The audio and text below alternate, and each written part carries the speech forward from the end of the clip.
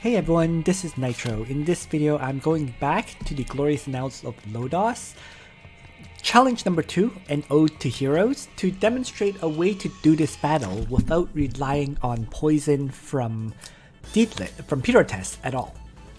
And the strategy for this, an easy way to remember it, is to let the elven girls get knocked up. Okay. No, really, what I mean is whenever the Witch's Shade uses Witch's Requiem, it should be the elves, so Pyrotes and Deedlit, who will be the ones to be hit to the north. Okay. The reason for that is because as long as they're at reasonably high hit points, like if either of them is at full hit points before they get hit by the Witch's Requiem, they will survive even if they're being burned in the dark fire in the north. So, and in addition, most of the enemies that spawn are actually vulnerable to either Ashram or Parn, rather than to Pyrotes and Deedlit. So, as long as these two are available, they can kill those spawned enemies, while Deedlit and Pyrotes may be temporarily stunned before they can come back into the fight.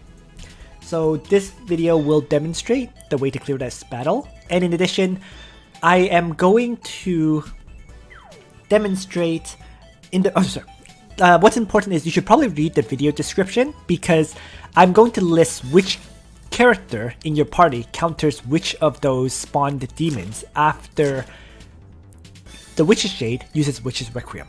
So you'll refer to that for the way the characters should be used. Okay?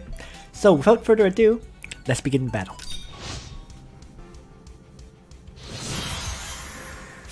So to start, everyone's going to do damage. Pyrotes attack.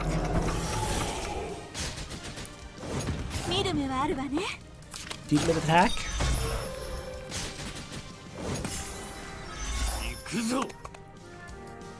I'm actually going to have Ashram use his Decimate skill to start. Let's just do it from the top. And finally, let's Blade of Freedom, the Witch's Shade. Everyone's just throwing damage in. And I get hit by an AoE that affects everybody, which is fine. So, what I'm going to do is I'm going to start with everyone attacking. So we'll start with Pyrotes.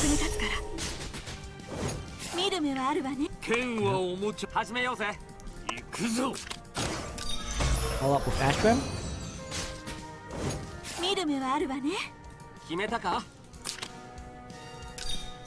Parn, activate Glory of the Faithful and attack. And then Deedlit is going to Sea of Miracles the group, and then Gospel up Ashram.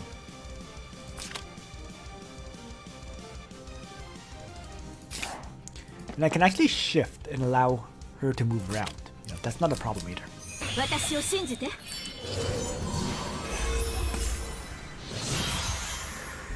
So now she is going to activate Dark Manipulation, and we get to see if this towel is safe or not. So there is Burning Flames up here. Alright. So whoever gets knocked up is going to take damage. That's fine though. So I'm going to have Ashram shift over to attack, because he has my Gospel, so I don't want to move him over. And everyone else is going to follow up with their strikes.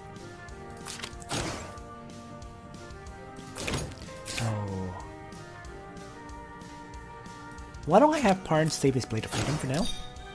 For the next wave, because I don't know what's coming. So it might be safer to save it. I'm going to have Deedlit melee attack, since the Forest Trees will take all the damage. And as always, Pyrotes is going to range attack.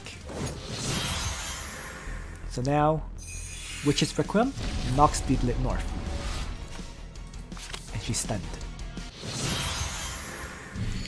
And 2 enemies are spawned, right? Crystal Molder is the easiest to kill. It's a Lancer class, and Parn is infantry, so he can easily crush it. Okay. As for the Enslaved Spirit, Enslaved Spirits need to be killed by Ashram. And if you do, you get to heal up everyone here to full. So I'm not going to kill the Enslaved Spirit yet, simply because Deedlit will need healing. So rather than killing it this turn 1, I'm not going to kill either one this turn. Instead, I'm going to maximize my damage output, I guess. A cunning snipe here. Let's have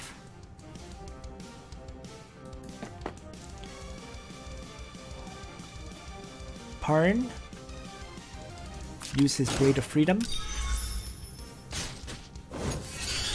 And I'm going to Shadow Assault. So she took damage, massive amounts, but she lives. As long as your characters are near full hit points, they survive. So now I can have Deedlit move down, Gospel up someone, and act again. So that's my plan. So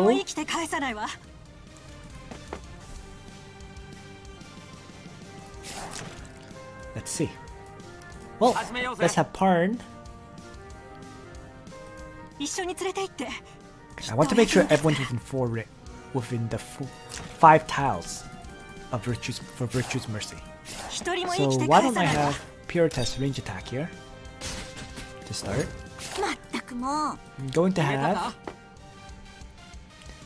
Parn attack the Witch's Shade, and that allows Deedlit to be in range to Gospel up Parn, get to act again, and my act again effect is going to be the AoE heal. With miracles. And finally, Ashram is going to crush the Enslaved Spirit, while getting out of range of the Crystal Molders, and everyone gets healed. So now, Dark Manipulation, and this guy will attack Parn and kill itself. So the Crystal Molders are gone. And now, once again, this tile in the north, it has dark energy. Deedlit is already damaged from before, so there's no way she can tank that next hit. So I'll probably have to make it, let's say, Pure Test or Parn, right? Because I want to keep Ashram around in general. So let's have Ashram use his counterattack skill. So I'm going to have Deedlit Gospel up Ashram to start. And since I'm offering Pure Test as the sacrifice this time, she's going to attack in the north. Right? Ashram is going to use his attack to do maximum damage. And let's Blade of Freedom. So now Deedlit Pure Test gets pushed up. Loses quite a bit of hit points. But I think she should be okay. Let's take a look. Right. Most of the hit points were on the Dark Elf Snipers, so she herself still has quite a bit. So now there's 3 enemies, a Cursed Dead, Enslaved Spirit, and once again the Crystal Molder. Well, the thing about the Cursed Dead is they have this passive that can reduce all damage dealt by 90% and can't be dispelled. But if you have Deedlit's immunity to all debuffs, which I made sure both of my characters actually has, they can attack and kill it. So that's what we're gonna do. And yeah. So let's have Ashram strike and kill the Cursed Dead.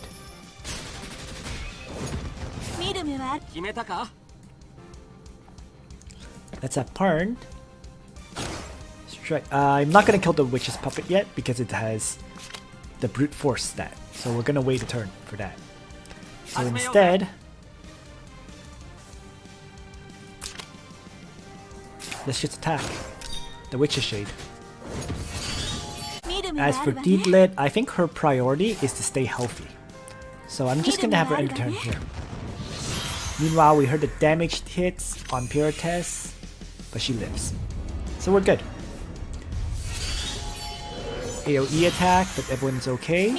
So what I'm going to do is have Pyrotes activate Quick Step and move down, because I need to get within 5 blocks of this guy. Right? So that this guy will heal everyone. So let's have Ashram attack, killing it, and the Virtue's Mercy will heal up my characters. You could kill it on turn 1 to heal up the 3 characters, but then Pyrotes wouldn't get any healing. That's why I didn't kill it on the first turn. Alright, let's have Glory of the Faithful be activated to heal up Parn, and he can attack the Witch's Puppet. And I'm just going to end Pyrotes' turn so that she gets her act again, and I can gospel up someone, which I'll probably make Ashram. So there we go. Dark Manipulation is used, and the top tile is not burning. So we're good to go. So it's now turn 9. Going to continue to attack. And since the top tile is not burning, I can afford to have anyone get knocked up. Okay. Get knocked north, okay? Not knocked up. Good lord. Okay, so yes, Pyrotes will be knocked north, and everyone else is going to continue to attack the Witch's Shade. Right? So the Witch's Shade is already nearly dead. So let's start with a melee attack from Pyrotes. I could also have Pyrotes range attack. You know what? Let's have Pyrotes range attack. Hold on, that would make both of them get knocked up. Oh my god. Okay, let's not say that. Let's go back. Sorry. Pyrotes needs to melee attack here to avoid getting shifted north. Meanwhile, Ashram is going to Shadow Assault and Blade of Freedom.